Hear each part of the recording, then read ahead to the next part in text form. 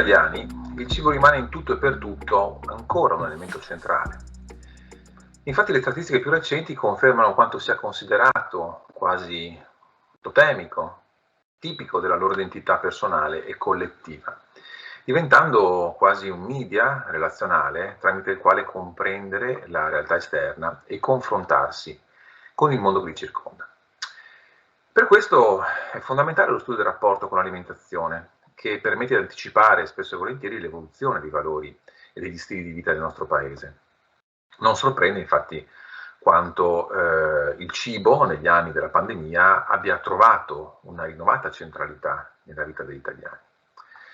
Infatti durante i lunghi mesi dell'emergenza sanitaria per molti degli italiani è diventata un'occasione consolatoria, una valvola di sfogo contro la noia, contro lo stress, contro la tristezza del momento. Per altri invece il modo più immediato per prendersi cura di sé e della propria salute. Per altri ancora è stato invece un mezzo per sperimentare nuove abitudini e nuove attitudini e valori emergenti. Da statistiche recenti emerge quanto solo per un italiano su 5 il cibo non assume connotazioni culturali e resta semplicemente un nutrimento per il corpo. Per tutti gli altri invece la tavola riflette invece un sistema di valori, un sistema che permette di esprimere stili alimentari che diventano vere e proprie espressioni di sé.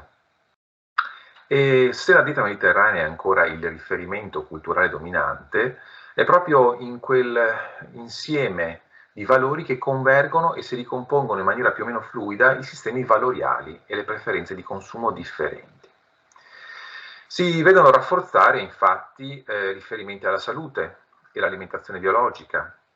Si vede radicare la voglia di diminuire il consumo di carne non solo nel gruppo ormai particolarmente forte di vegani e vegetariani, ma anche in quel segmento in evoluzione particolarmente recente dei flexitariani e dei sempre più numerosi reducetariani, etichette che sono state recentemente proposte proprio ad uno stile alimentare in costante evoluzione. Cresce però all'opposto anche la schiera di coloro di quanti perseguono un'alimentazione iperproteica e a basso contenuto di zuccheri e carboidrati. E in questo senso molte aziende del comparto agroindustriale si stanno orientando verso i prodotti free from, con tutte le declinazioni del caso. Peraltro anche per questo segmento di consumatori c'è sempre la ricerca di proteine anche alternative a quelle animali.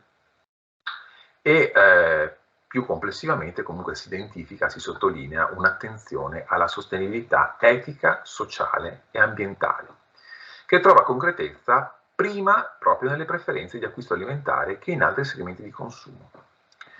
Non stupisce quindi ritrovare già nella GDO, quindi nella grande distribuzione organizzata, scaffali con ben più di 24.000 prodotti di largo consumo che presentano in etichetta un'indicazione volontaria relativa alla sostenibilità ambientale. In tal senso, il segmento di mercato in maggiore crescita è proprio quello dei così definiti climatariani, cioè consumatori che effettivamente badano sempre di più ad attributi estrinseci di prodotto e anche intrinseci che siano rispettosi di parametri di sostenibilità ambientale.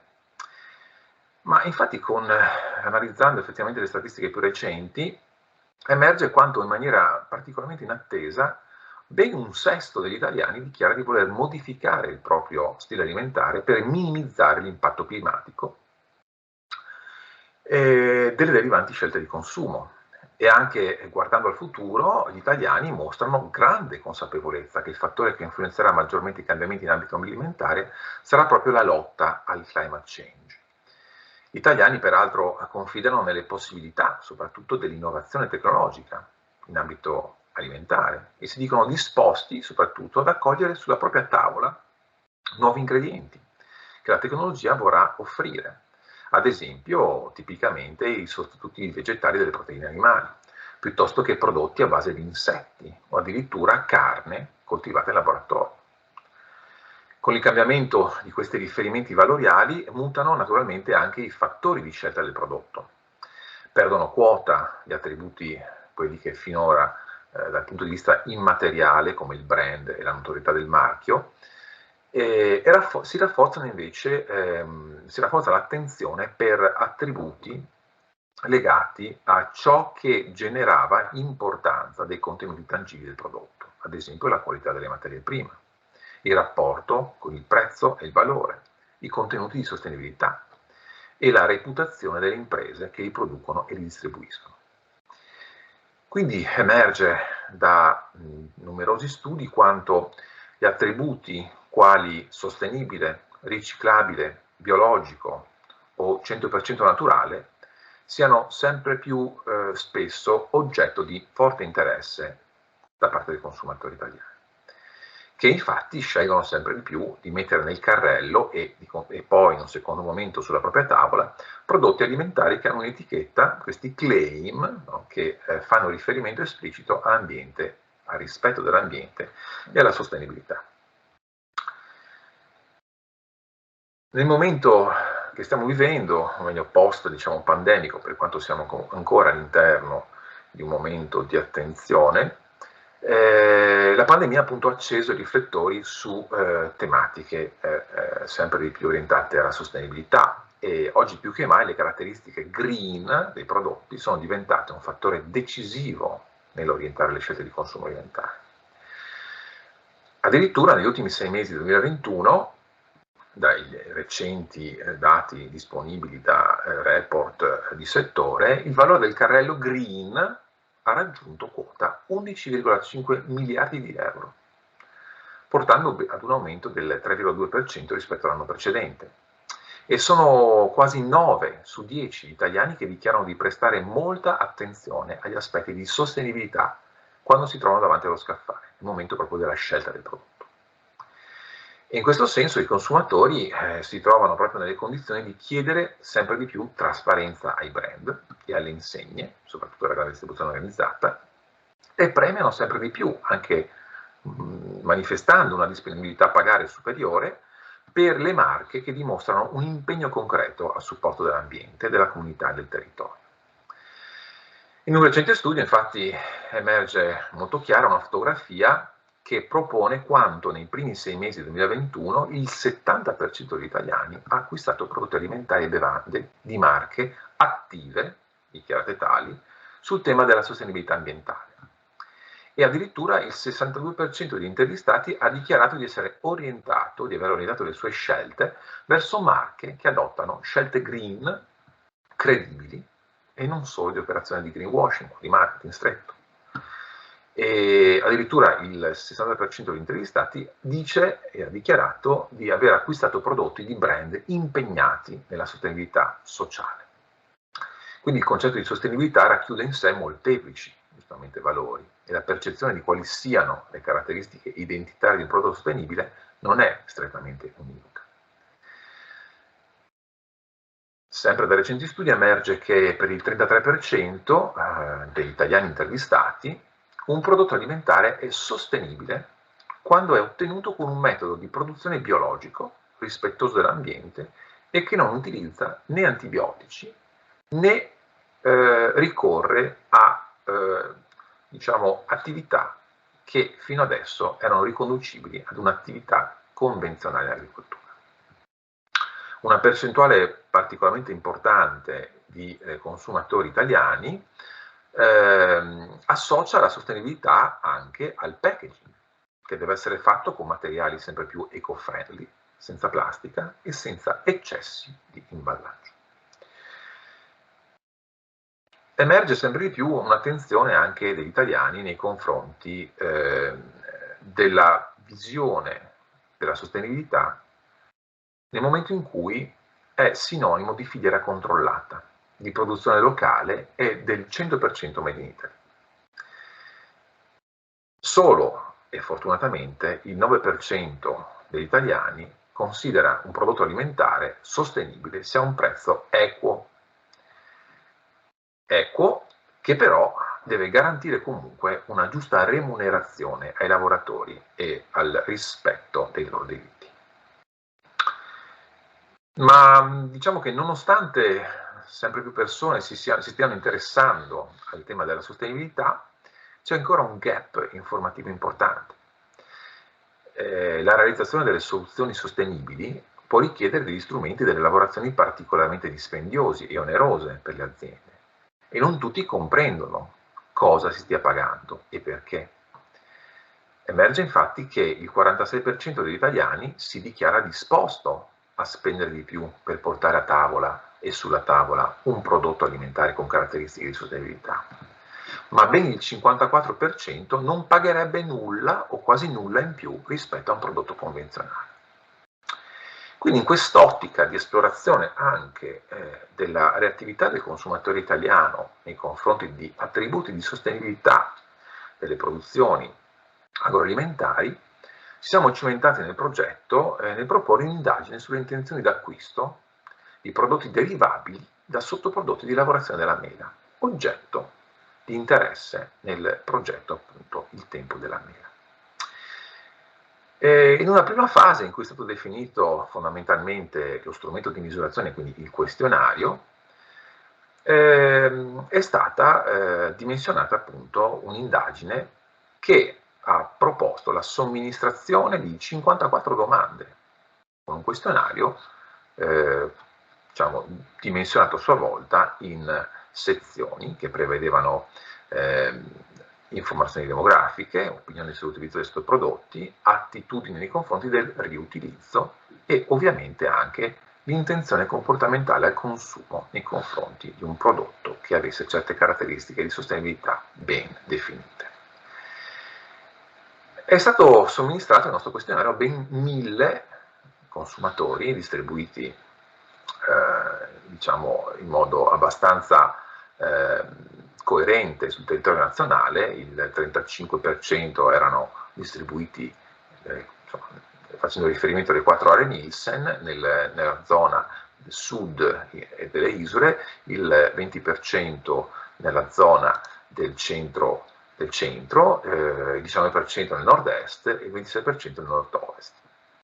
È stato proposto a questi intervistati un questionario che ci ha permesso poi, nelle elaborazioni, di proporre un modello comportamentale. Un modello comportamentale che ha fatto riferimento ai modelli di equazioni strutturali proprio per indagare quanto l'attitudine nei confronti degli attributi di prodotto proposti, il contesto sociale di appartenenza e la percezione del proprio comportamento o atteggiamento comportamentale potessero condizionare un'intenzione comportamentale nei confronti proprio di un prodotto che derivasse dalla lavorazione di scarti della produzione di prodotti a base di mela. Che cosa è emerso dalle nostre analisi? Che questi 1000 intervistati hanno manifestato sicuramente una certa attenzione a percepire correttamente di cosa si trattasse. Infatti, la ricerca comunque di un prodotto sicuro e salutare ha generato un fortissimo condizionamento nei confronti della percezione corretta di un prodotto come questo. Il contesto sociale di appartenenza in cui ovviamente si vuole fare esperienza di prodotto è sicuramente il contesto familiare e in questo senso è emersa quanto ci sia un atteggiamento di responsabilità forte nei confronti della famiglia. I consumatori stessi hanno denunciato però effettivamente una mancata presenza delle istituzioni nel sensibilizzare all'acquisto di prodotti che siano, diciamo, sostenibili dal punto di vista ambientale e che rientrino un po' nell'ambito tipico dell'economia circolare. Se effettivamente il consumatore è in grado di percepire attributi di sicurezza e di salubrità, un prodotto che sia di conseguenza integrabile nell'attività diciamo tipicamente riconducibili alla vita tra le mura domestiche, sicuramente avrà un'intenzione comportamentale molto positiva sia nel consumo sia nell'acquisto di un prodotto derivato dall'utilizzo di prodotti, diciamo sottoprodotti di lavorazione della mela. E abbiamo anche cercato di capire effettivamente se c'era la conoscenza o meno anche e che tipo di prodotto potevano preferire nel momento in cui erano disponibili sottoprodotti derivati, prodotti derivati dai sottoprodotti della lavorazione della mela. E addirittura un buon 46% ha gradito e gradirebbe avere dei prodotti addensanti da utilizzare come ingredienti in cucina. oppure addirittura degli antiossidanti e nutrienti che potessero eventualmente essere integrati in prodotti funzionali. La stessa percentuale ha manifestato una disponibilità ad acquistare prodotti che derivino dai sottoprodotti di lavorazione della mela nel momento in cui sono proposti come oli essenziali per uso alimentare, o addirittura come snack e prodotti per il consumo immediato, quindi ready to eat. Una particolare attenzione anche nel momento in cui i sottoprodotti di lavorazione della mela possono essere a loro volta proposti come diciamo, materia che possa essere integrata in packaging e carta e prodotti di arredo, no? Manifestando proprio tutta la circolarità e la sostenibilità della provenienza. Un'attenzione ovviamente anche alla cosmesi e quindi all'intenzione seria dei consumatori di poter acquistare prodotti cosmetici derivati appunto dai sottoprodotti della mela. Non è particolarmente strano aspettarci anche quanto il consumatore comunque da un prodotto che possa essere percepito come ricco di tecnologia abbia comunque anche attributi di prodotto di qualità fortemente riconducibili invece ai tipici elementi della sensorialità. Infatti da un'analisi testuale e da una word cloud proposta è emerso quanto oltre agli elementi di sicurezza, di sostenibilità, il profumo anche sia un forte connotato che dovrebbe ovviamente ricondurre il prodotto al tipico aroma della mela, che potrebbe caratterizzare effettivamente anche ulteriormente l'attributo di qualità da proporre al consumatore finale. Tutte queste indicazioni sicuramente possono essere utilizzate dagli imprenditori, da coloro che poi si occuperanno effettivamente di tradurre in atteggiamento pragmatico queste informazioni che il mondo della ricerca sta cercando di a sua volta produrre, proprio ai fini di un'efficace comunicazione consumatore finale che riesca sempre di più a soddisfare questi bisogni che spesso e volentieri sono anche latenti di sostenibilità e di circolarità del prodotto agroalimentare.